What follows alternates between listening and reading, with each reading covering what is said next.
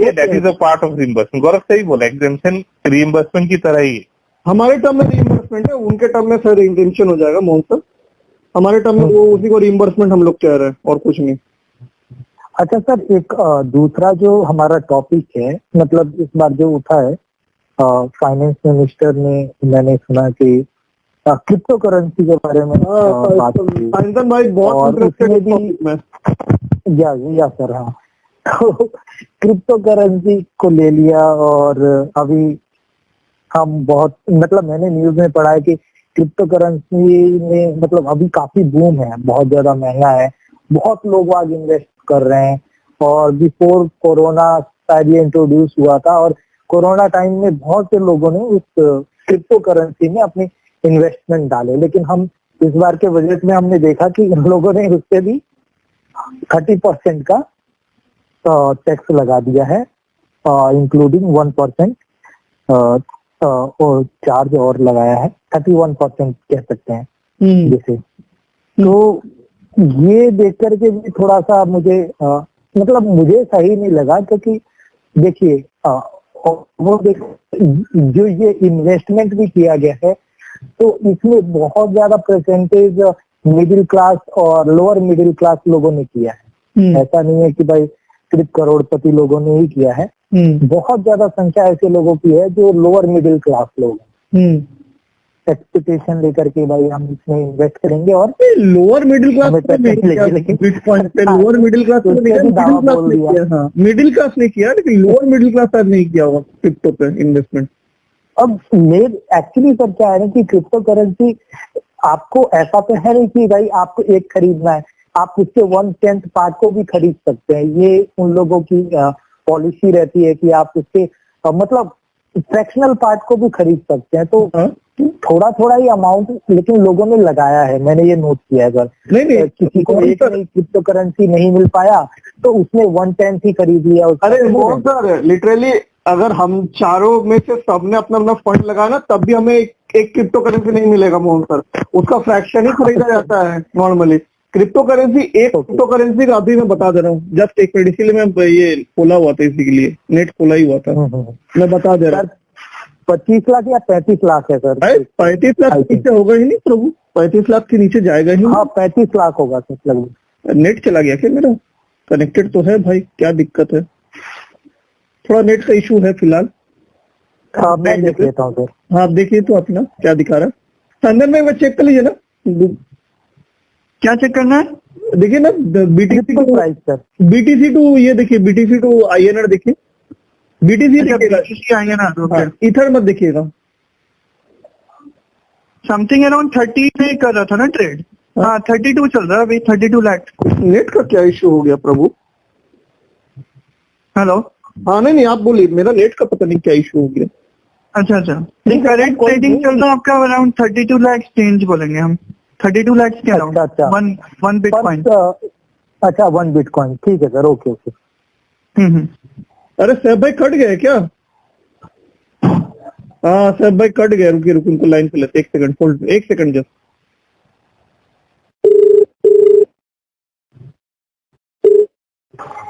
हाँ सैफ भाई कट गए और उल्टा मेरा नेट भी चला गया उधर से।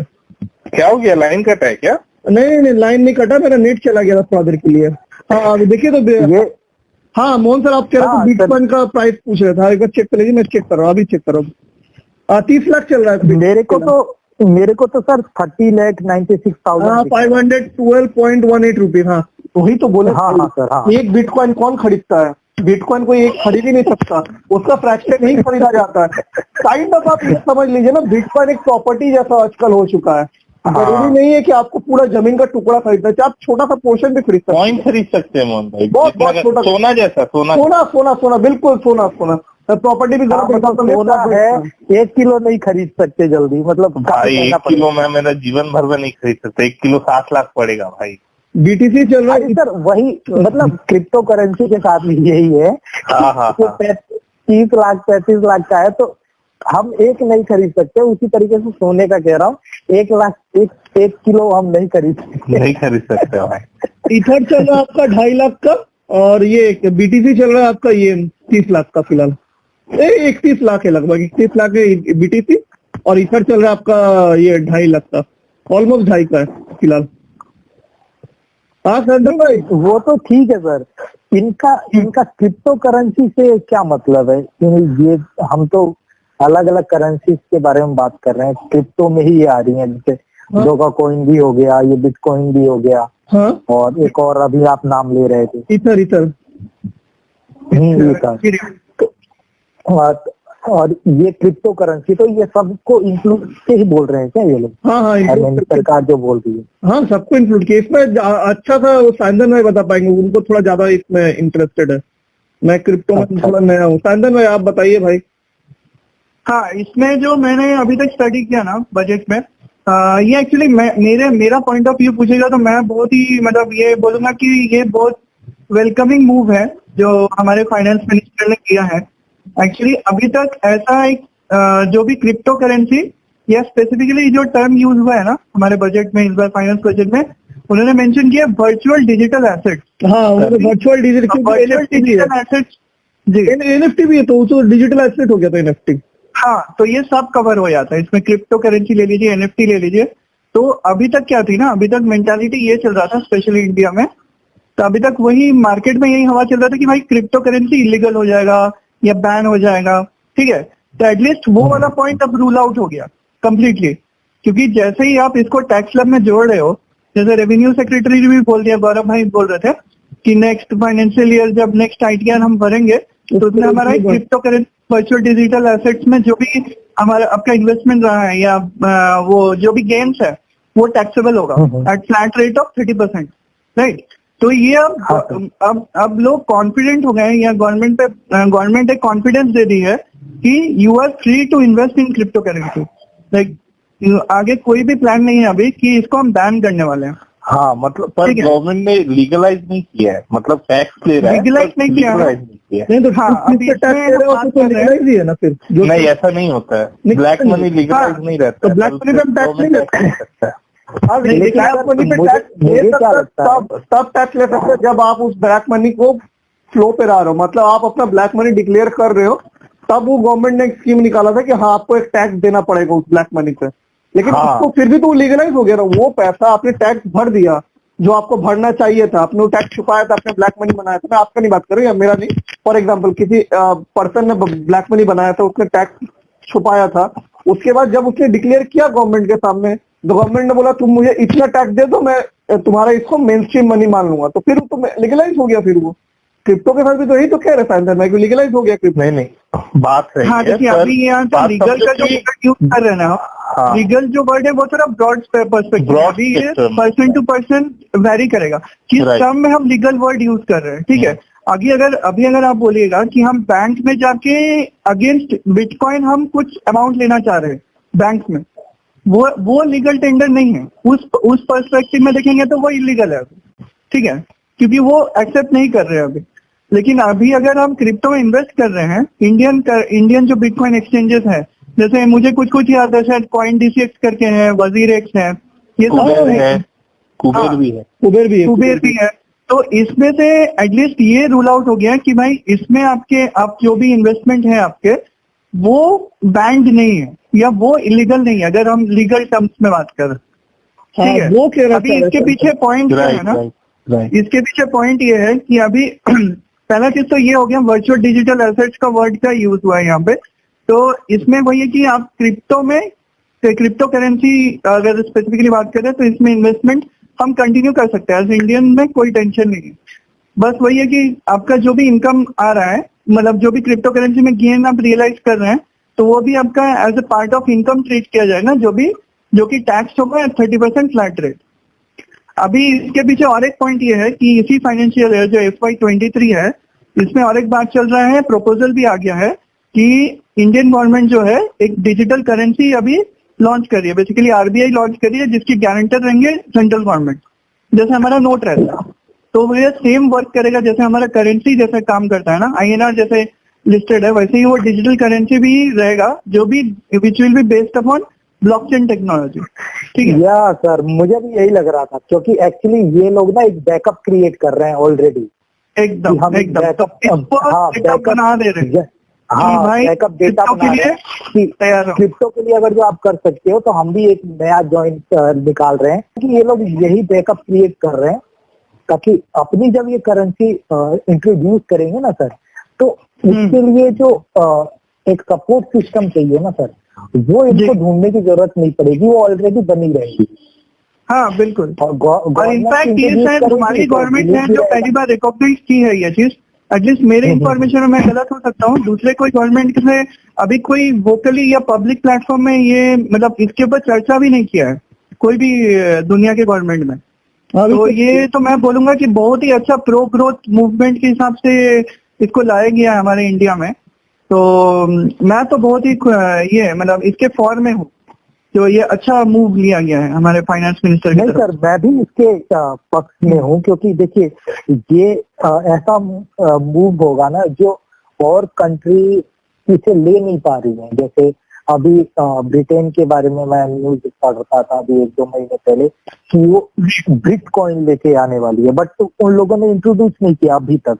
आई मीन उस पर कोई ऐसी बहस भी नहीं चल रही है, लेकिन हाँ एक बार उन लोगों ने इस पे चर्चा की थी, बट वो फिर अब उस पर कोई बहस नहीं है।